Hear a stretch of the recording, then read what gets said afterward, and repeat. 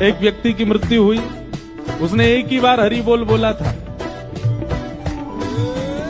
मृत्यु के बाद जब यमराज के पास गए तो यमराज ने कहा, हाँ भाई तुमने जीवन भर बहुत पाप किए हैं।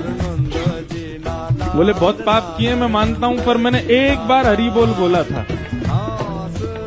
अपने 80 वर्ष की आयु में एक बार हरि बोल बोला था, उसका फल पहले मुझे दीजिए, उसके बाद मेरे पापों के सारे दुख देना।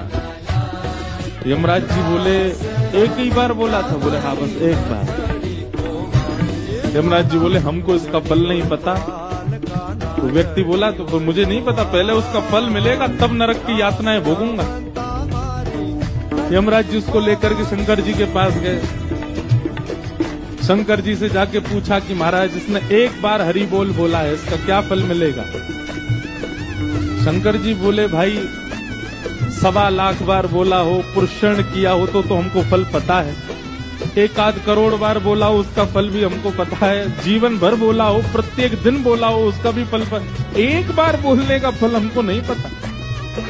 तो व्यक्ति बोला ऐसे काम नहीं चलेगा, आप दोनों को मैं देख लीजिए, फिर मैं भगवान शिकायत करूंगा, मुझे फल नहीं दे रहे हैं, एक बार का फल दीजिए। शंकर जी बोले इसको एक काम करो, ब्रह्मा जी के पास ले चलो। तो यमराज जी शंकर जी उसको लेकर ब्रह्मा जी के पास गए। ब्रह्मा जी भी बोले भैया हमको सबके फल पता है, एक बार का फल नहीं पता। तो नारद जी के पास ले चलो। यमराज जी शंकर जी ब्रह्मा जी नारद जी के पास लेके गए। बोले आप तो 24 घंटा नाम जप करते हो, एक बार का फल क्या।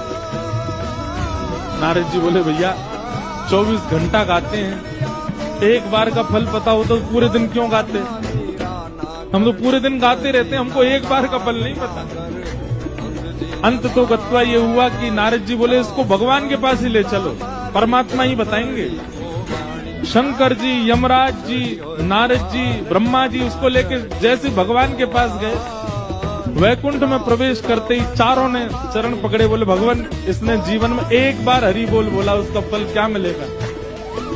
भगवान बोले अब और फल जानने की क्या आवश्यकता है। स्वयं ब्रह्मा जी यमराज जी शंकर जी नारद जी जिसको लेके वैकुंठ नाम है, समझो यही एक बार हरि बोल का फल है।